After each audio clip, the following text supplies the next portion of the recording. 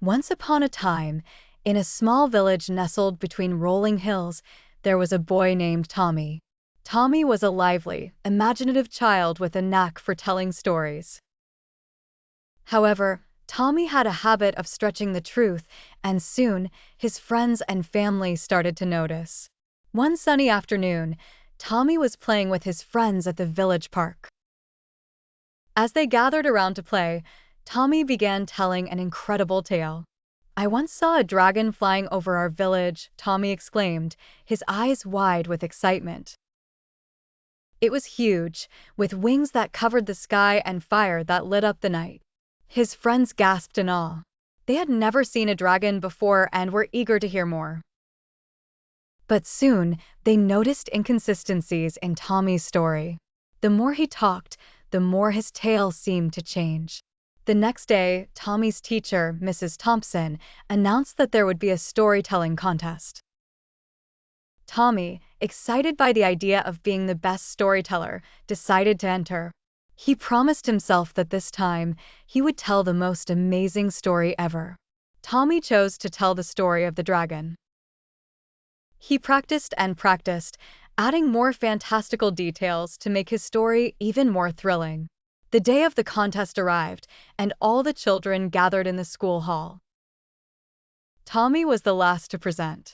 When Tommy's turn came, he took a deep breath and began his story. But as he spoke, his story seemed more unbelievable than ever. He talked about the dragon's treasure, magical spells, and how he single-handedly saved the village from destruction. Some children were fascinated, but others were skeptical. They had heard similar stories from Tommy before and were starting to doubt his words. Even Mrs. Thompson, who had always encouraged Tommy's creativity, looked concerned. After the contest, while everyone was enjoying snacks, Tommy overheard his friends whispering. "I wish Tommy wouldn't tell such tall tales," one friend said. "It's hard to know what's true." Tommy felt a pang of guilt. He realized that his friends were no longer believing in his stories, not because they were boring, but because they were untrue. Later that evening, Tommy's grandmother visited. She was a wise woman who always told the best stories.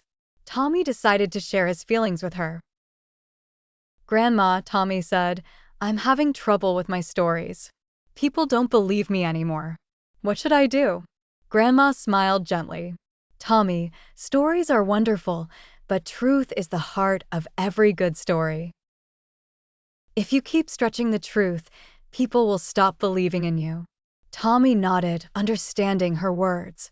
That night, he decided to change his approach. The next day at school, Tommy gave a heartfelt apology to his friends and promised to tell only true stories from now on. During the next storytelling contest, Tommy told a simple but true story about a day he spent helping his mother in the garden.